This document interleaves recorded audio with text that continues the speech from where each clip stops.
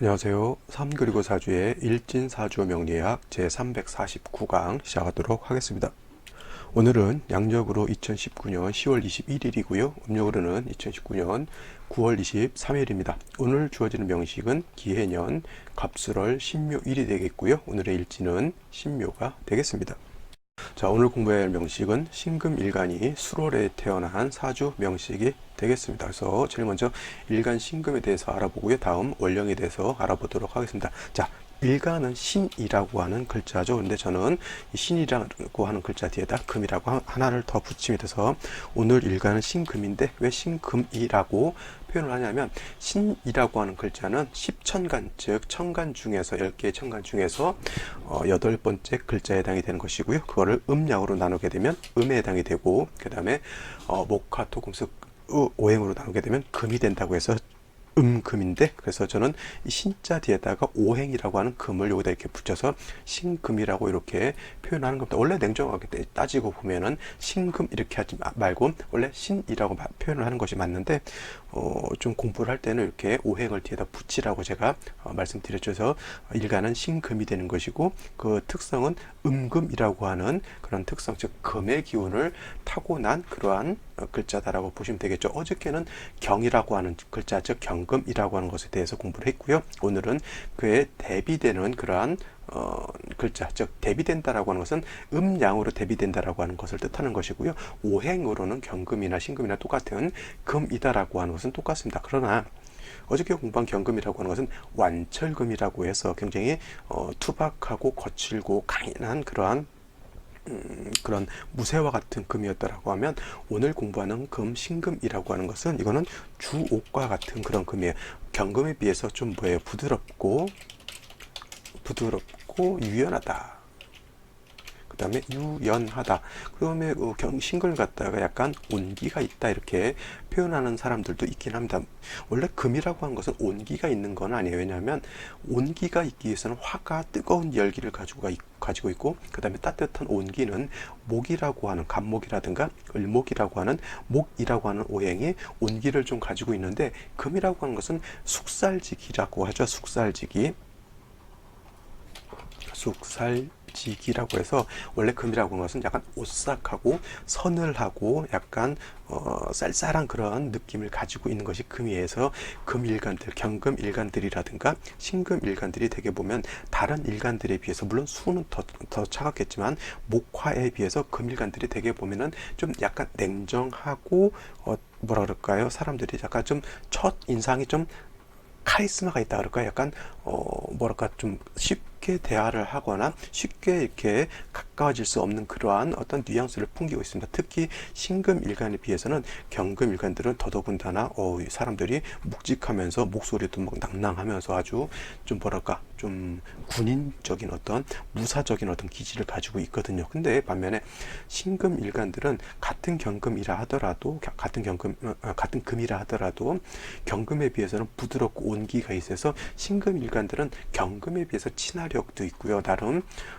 약간 부드러운 그런 면도 있죠. 그래서 신금이라고 하는 것이 온기가 있다라고 하는 것은 경금과 대비해서 온기가 있다라고 하는 것이지 원래 온기는 간목, 을목이라든가 병정화 같은 것이 온기를 가지고 있는 오행, 토 같은 경우도 뭐 온기를 가질 수는 있겠지만 주로 목화가 양이고 금수가 음이기 때문에 양이라고 하는 것은 온기, 뜨거움, 열기 이런 것을 뜻하기 때문에 목화, 병정, 가불 정도가 온기가 있는 것으로 볼 수가 있겠고요. 경신, 임계 같은 경우는 금수에 해당이 되기 때문에 숙사라는 어떤 한량한 기운 내지는 엄숙하게 추운 기운 그런 것들을 가지고 있죠. 그래서 신금이라고 하는 것이 온기를 가지고 있다라고 하는 것은 다른 것에 대해서 온기가 있다는 것이 아니라 경금에 비해서는 부드럽고 약간 온기가 있다라고 하는 그러한 특성을 가지고 있다라고 하는 겁니다. 그리고 어저께 공부했던 경금 같은 경우는 완철금이고 굉장히 거칠고 투박하기 때문에 화로서 단련을 해야 된다 그랬죠. 화로서 경금은 로서 단련하는 것을 좋아한다. 그래서 경금이라고 하는 것은 정화를 치용한다라고 말씀을 드렸는데 반면에 신금이라고 하는 것은 신금은 화로서 단련하는 것보다는 상관인 임수로서 어떻게 돼요? 도세 주옥함을 좋아한다. 그래서 신금 같은 경우는 상관인 임수가 있어야지만 신금으로서의 용도가 나타난다. 경금 같은 경우는 투박하고 거칠고 녹수로 있잖아요. 이런 쇳덩어리 같은 경우 집에서 쓰던 칼이라든가 이런 것들도 쓰다가 무디면 어떻게 돼요? 대장간 가가지고 이거 다시 좀 쓸 수 있게 만들어 주세요. 그러면 대장장이가 그 칼이라든가 이런 거를 불 같은 데다 이렇게 달구어 가지고 다시 칼 날도 세워주고 이렇게 하면 쓸 수가 있겠죠. 근데 신금 같은 경우는 불로서 이미 만들어 놓은 기부를 만들어 놓은 보석이라든가 반지라든가 이런 목걸이 같은 거기 때문에 다시 불로 녹이면은 어떻게 돼요? 기존의 어떤 만들어 놓던 기물로서는 용도가 없게 되겠죠. 그래서 신금 같은 경우는 화로서 단련된 것이기 때문에 그냥 잘 맑고 깨끗하게 보존만 하면 된다라고 해서 신금으로 그냥 잘 닦으면 되는 거예요. 여러분 집에 혹시 갑오로 내려오는 도자기 같은 거 있나요? 도자기 같은 거 뭐 청화백자라든가 이런 도자기 같은 것도 있고요. 요 차 녹차라든가 이런 차 좋아하시는 분들도 있을 거예요. 가끔 절에 가면은 스님께서 녹차도 타주시고 국화차도 타주시고 하잖아요. 그래서 그 차를 내어주시는 닭이 같은 거 있잖아요. 뭐 차잔이라든가 그 다음에 차 이게 병 같은 거 담을 수 있는 그런 것들도 다 신금에 해당이 되는 거거든요. 그거 비싼 거 있잖아요. 차 닭이 같은 거 비싼 거는 수십만 원에서 진짜 명장이 만든 차 닭이 같은 거 이런 거는 수백만 원도 가는 그런 차 닭이 같은 것이 있어요. 특히 옛날에 썼던 그런 좀 귀한 어떤 문화재급 같은 경우는 가격이 상당히 많이 올라가겠죠. 그런 차 닭이 같은 거는 그냥 땅 속에다 묻어놓는 게 아니라 어떻게 돼요? 항상 맑고 깨끗하게 닦아내야 되죠. 맑고 깨끗하고 사람이 물을 담아서 먹을 수 있어도 사람이 탈이 나지 않게 깨끗하게 닦아놔야 되는 것입니다. 그것이 바로 신금의 생명이라고 하는 것이죠. 맑고 깨끗해야 되는 것. 이것이 신금의 생명. 가불병정 무기경신 인계 중에서 신금도 맑고 깨끗함, 청징함을 좋아한다라고 제가 말씀을 드리는 거고요. 청징이라고 그래요. 청징. 근데 신금과 마찬가지로 깨끗함을 좋아하는 것이 뭐냐면 개수라고 하는 것이 있어요. 개수 같은 것도 무기토를 봐가지고 개수가 매몰되거나 개수가 탁수가 되는 그런 것을 좋아하지 않는 것 같이 신금 같은 것도 적죠. 뭐 신금과 개수는 공히 무기토를 보는 것을 좋아하지 않는다. 신금이 무토를 보게 되면은 그럼 왜 그러냐면 토후매금이 돼서 그러는 거고요. 신금이 기토를 보게 되면 이건 신금이 더럽혀진다, 오금된다 그러죠.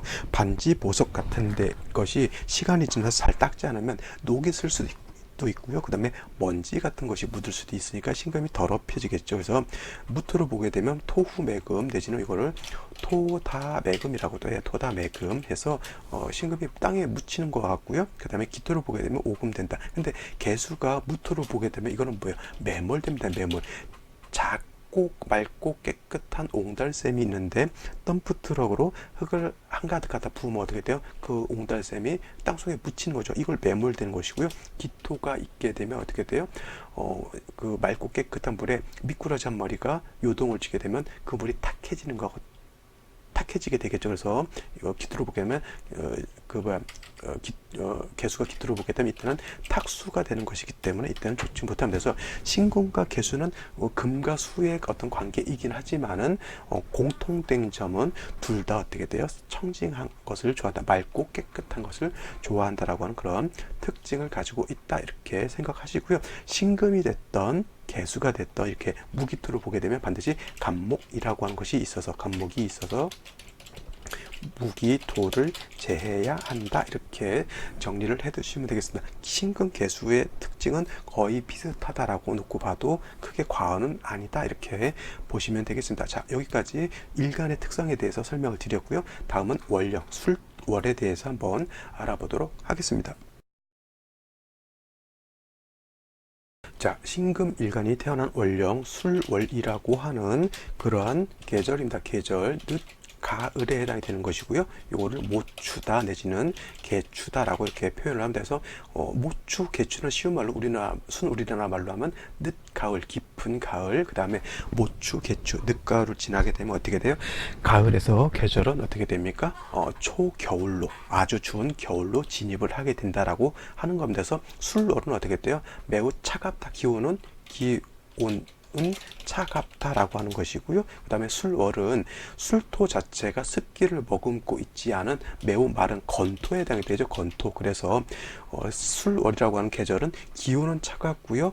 습하냐 건조하냐를 놓고 봤을 때는 굉장히 건조한 그러한 기후를 나타냅니다. 그래서 저온 건조하다라고 하는 것이 특징이 되겠다라고 정리를 해두시고, 그 다음에 술월이라고 하는 것은 방향으로 놓고 봤을 때는 서쪽에 해당이 돼요. 서쪽.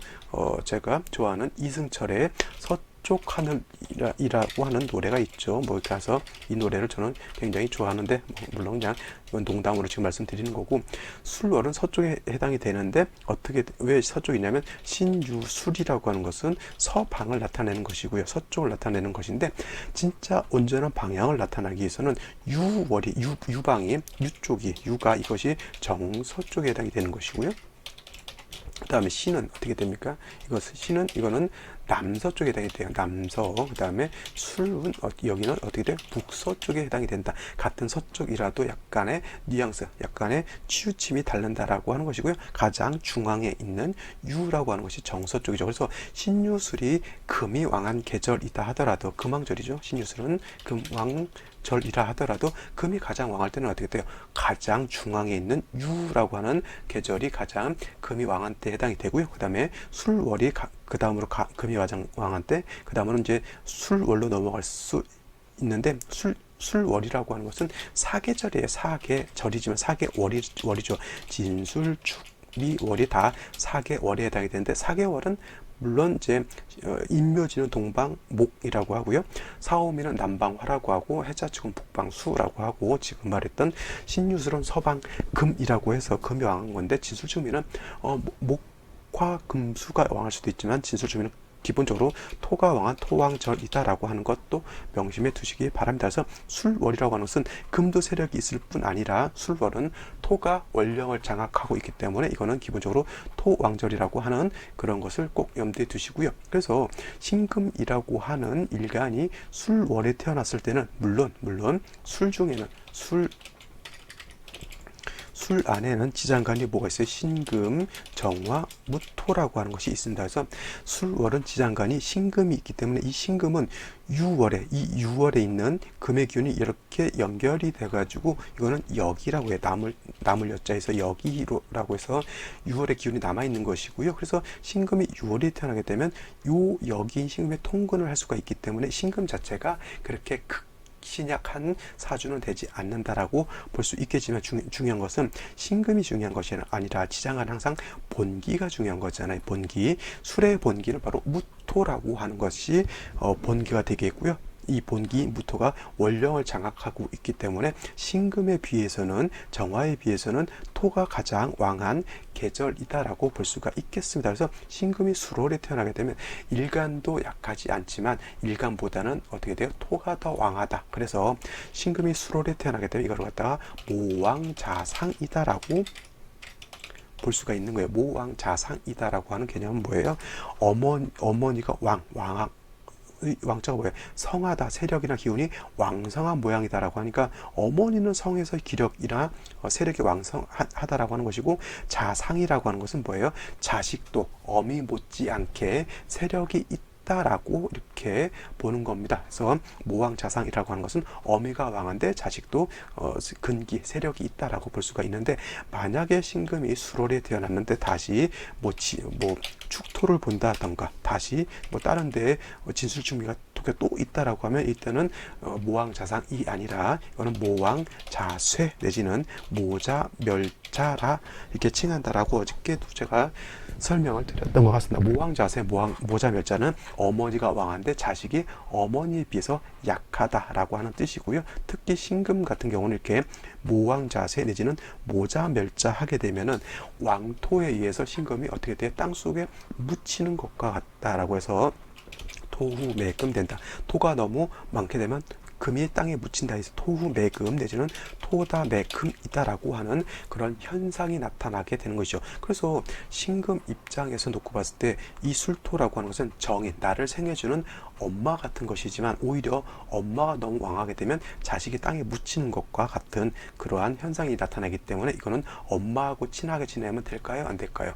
안 되는 것이죠. 안 되는 것이죠. 엄마하고는 약간 거리를 두게 되는 것이고요. 오히려 신금이 수월에 태어났을 때는 신금이 땅에 묻히거나 신금이 더럽혀질 수 있기 때문에 신금은 무엇을 좋아한다 그랬죠? 신금이라고 하는 것은 맑고 깨끗한 청징한 것을 좋아한다고 했기 때문에 신금이 수월에 태어났을 때는 반드시 임수라고 하는 글자를 봐서, 임수라고 하는 것은 신금 입장에서 놓고 봤을 때 뭐예요? 이거는 상관에 해당이 되는 글자에 해당이 됩니다. 이거는 육친론상 상관이라고 하는 것이죠. 그래서 만약에 상관, 식신 이런 용어를 잘 모르시는 분은 명리책 같은 거 아무거나 찾아서 육친론이라고 하는 것을 공부를 해 두셔야 됩니다. 그래서 관성이라고 하는 것은 정관, 편관, 인성이라고 하는 것은 정인, 편인, 그 다음에 식상이라고 하는 것, 식신상관, 재성이라고 하는 것, 정제, 편제, 그 다음에 나와 같은 물이 비경겁제가 있다라고 하는 것, 이런 것들을 좀 숙지해 두셔야지만 사주를 공부할 때 이거는 마치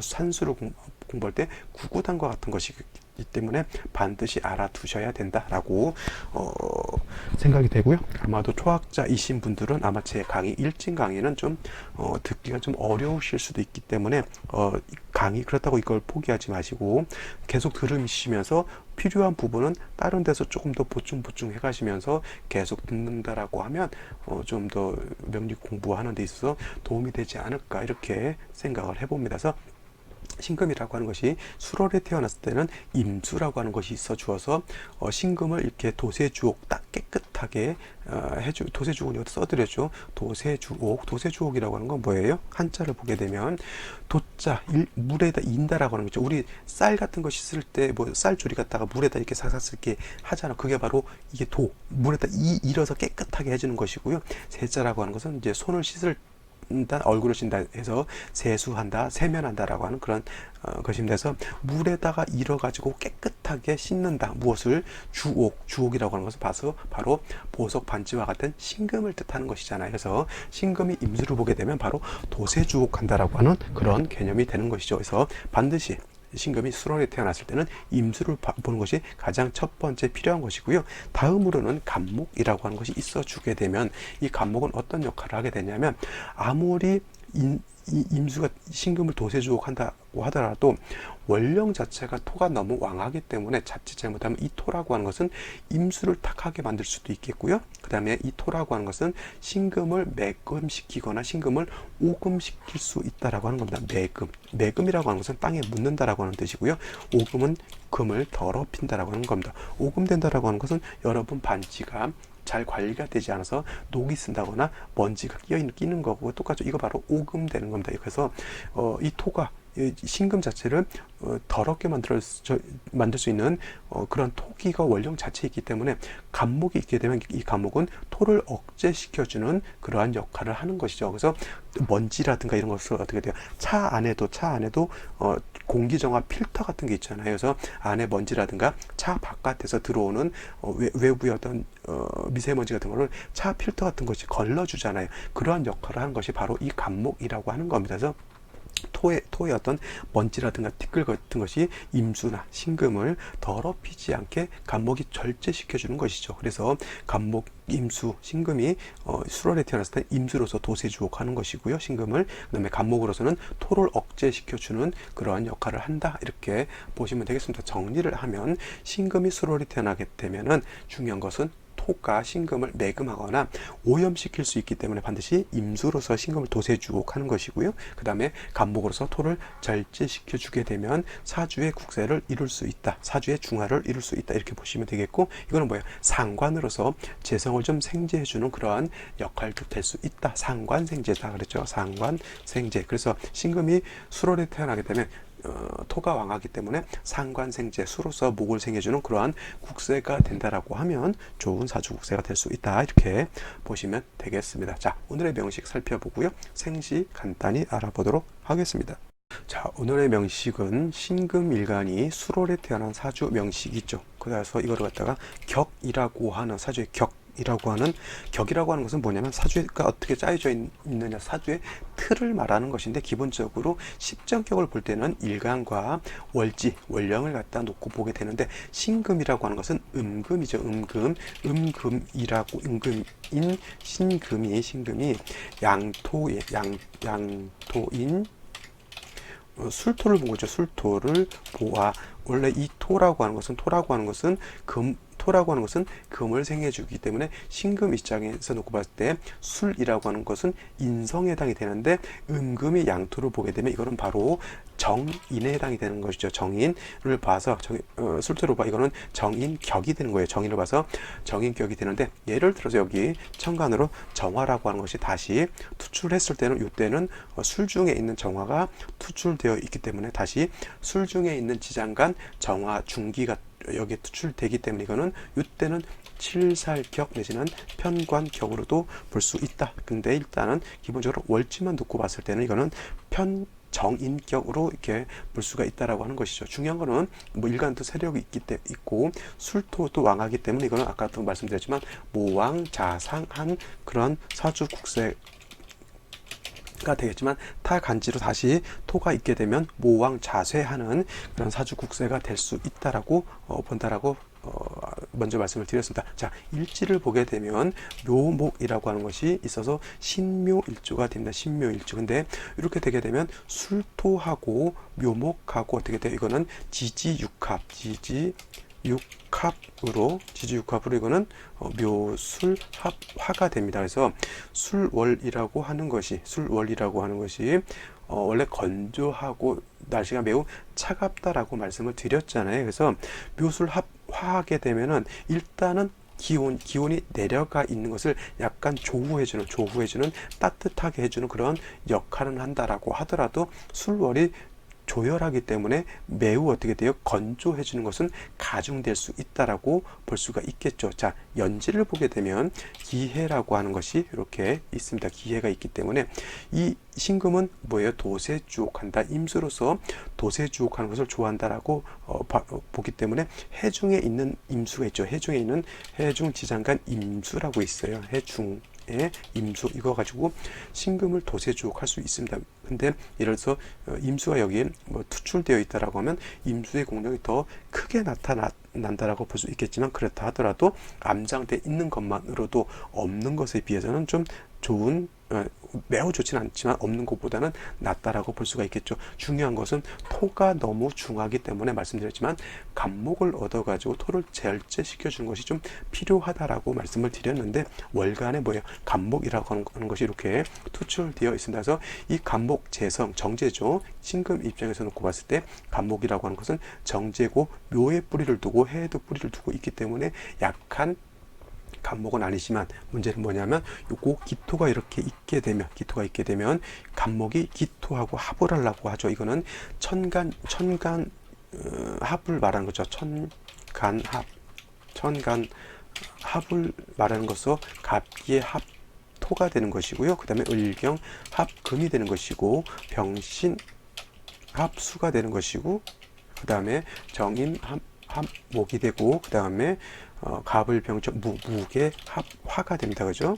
무게 합화가 돼서 이거를 청간 합이라고 하는 5가지 합을 말하는데, 이렇게 갑기합 돼서 간목하고 기토하고 이렇게 합을 하게 되면 토로 토로 바뀌려고 하는 그러한 성향을 가지고 있지만, 그렇다고 해서 무턱대고 토로 바뀌는 것은 아니고요. 토로 바뀌는 그런 어떤 조건이라고 하는 것이 있는데, 이렇게 토왕절에 바뀌려고 하는 그런 성향이 강하긴 하지만, 수가 있게 되면 바뀌려고 하는 생각은 있지만 잘 바뀌진 않고요. 오히려 이렇게 되면 밖에서 화가 되지 않고 합화가 되는 것이 아니라, 이거는 어떻게 돼요? 서로 기반된다라고 하는 거예요. 간목을 써가지고 토를 제해야 되는데, 간목이 이해하고 합하느라고 일을 하지 않는 거하고 똑같습니다.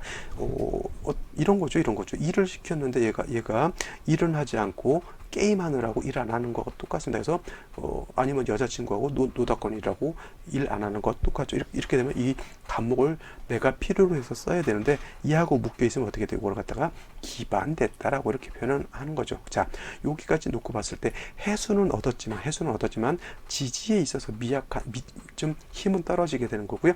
감목도 얻었지만 감목은 기반대에 있어서 쓰기가 좀 어렵다라고 볼 수가 있는 것이죠. 자, 이러한 상황에서 어떠한 생시를 얻는 것이 이 사주를 중화시키는데 도움이 될 수 있을지 한번 살펴보도록 하겠습니다. 생시 보도록 하죠.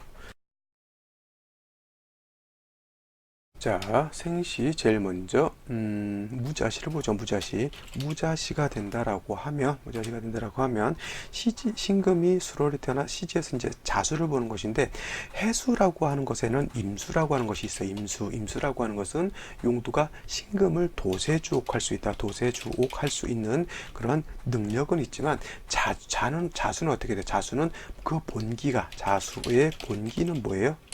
개수잖아요, 개수. 그래서 개수라고 하는 것은 신금을 도세주옥하는 공력이 없다라고 볼 수가 있겠고요. 술월이라고 하는 것은 기운은 하강되어 있어서 매우 차가운 중에 자수를 보게 되면 오히려 기운이 더 떨어지는 그런 현상을 나타내기 때문에 해수를 본 것은 나쁘지 않으나 시지에서 자수를 보는 것은 그렇게 좋은 것은 아니다라고 볼 수가 있겠고요. 더 문제가 될 수 있는 것은 시간에 무토가 이렇게 투출되어 있다라고 하는 것은, 이 무토는 원령엔 술 중에 있는 무토가 천간으로 투출되어 있는 거기 때문에 이 무토는 약한 토가 아니라 매우 왕한 토에 해당이 되고요. 또 묘수를 합해서 화가 되게 되면 그 화도 어떻게 다시 토를 생겨주는 그러한 역할을 할 수밖에 없습니다.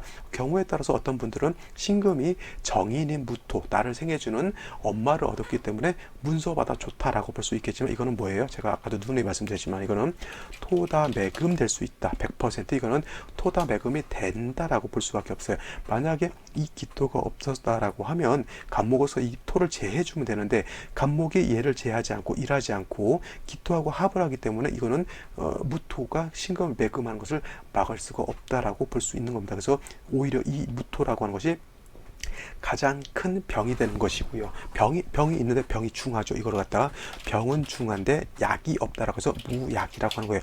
병중무약. 병이 있는데 약이 있으면 어떻게 돼요? 이거는 병중득약이라고 표현을 해요. 병중무약과 병중득약이라고 하는 개념은 뭐냐면, 쉬운 말로 내가 병이 났어요. 예를 들어서 좀 가장 안 좋은 거 암도 있을 수 있죠. 뭐 대장암도 있고요.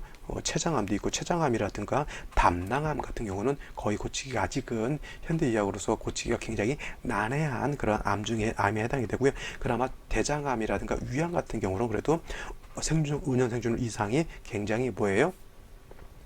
굉장히 높은 그런 암에 해당이 되죠. 그거 말고도 여러 가지 감기도 걸릴 수도 있겠고, 여러 가지 지금 요즘은 돼지 같은 거는 어떻게 돼지 열병이죠. 치사량이 굉장히 높다라고 하는 돼지 열병입니다. 근데 그 돼지 열병 걸렸어도 아직은 돼지 열병을 고칠 수 있는 백신이 없죠.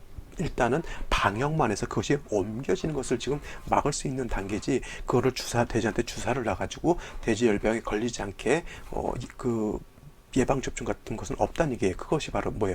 돼지 열병이라고 하는 병은 중한 병이 있는데 약이 없는 거예요. 약이 없는 거. 근데 누군가가 돼지를 너무 사랑하는 마음에 돼지 열병을 고칠 수 있는 백신을 개발하면 어떻게 돼요? 그거는 병이 죽었는데 약을 얻은 거하고 똑같죠. 그러면 어떻게 돼요? 그 돼지들을 다 살릴 수가 있는 것인데, 병중무약이면 어떻게 돼요? 그 많은 돼지들을 갖다가 어떻게 돼요? 다 살처분할 수밖에 없는 것이죠. 이것이 병중무약과 병중특약의 차이인 거예요. 사주에서도 병이 중한데 약이 있으면 그 사람은 오히려 귀한 사주가 되는데, 반면에 병이 중한데 약이 없으면 어떻게 돼? 이 사람은 거의 좀 사주가 좀 많이 살기 어려운 그런 사주 명식이 될 수 있다라고 하는 겁니다. 오늘도 새로운 개념이죠. 병중무약과 병중특약이라고 하는 개념 꼭 알아두시기 바랍니다. 자, 다음으로 하나만 더 보게 되면 무술시를 보게 되면, 무술시는 무자시에 비해서 토가 더 왕하죠. 왜냐하면 무자시는 그래도 자수가 있었지만은 무술시는 술월에 다시 술토를 받기 때문에 지지에서 이거는 100% 매금이다라고 볼 수 있겠고, 이 또한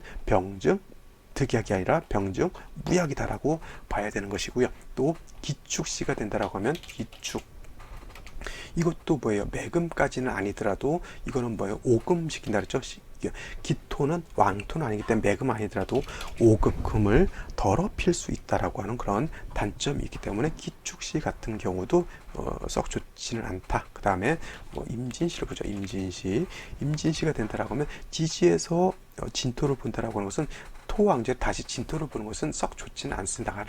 그러나 술토하고 진토의 차이는 뭐냐면 술토는 마른 땅, 마른 흙이기 때문에 금을 생할 능력이 없어요. 그래서 이거를 갖다가 건토, 마른 땅 건토는 생금, 불능이다라고 하는 개념이 나타나는 것이고요. 반대로 진토라고 하는 것은 요거는 습토예요. 습토는 생금 가능이죠. 가능하다라고 이렇게 보면 되겠습니다. 그래서 습토는 토이긴 하지만 금을 생해줄 수 있는, 그래도 나를 생해줄 수 있는 그런 토라고 하는 점에서는 그냥 나쁘지 않고요. 그 다음에 임수가 이렇게 투출되어 있어서 더럽혀지는 신금을 도세주옥할 수 있는 그러한 국세가 되겠죠. 이 사주는 이렇게 되면 어떻게 돼요? 울로에서는 좀 목운을 봐가지고 토기운을 좀 더 억제시켜주고 뭐예요? 토를 억제시켜주면 금거수를 깨끗하게 해줄 수 있다라고 하는 그런 것이 되겠죠. 그래서 이렇게 임진시 같은 경우는 뭐 그렇게 나쁜 생신은 아니고요. 운세에서 좀 더 목이라든가 금운이 와가지고 일간이라든가 수가 좀 더 살아난다라고 하면 좀 좋은 사주국세를 이룰 수 있다, 이렇게 볼 수가 있겠습니다. 자, 오늘은 여기까지 설명을 드릴 거고요. 저는 내일 또 찾아뵙도록 하겠습니다. 감사합니다.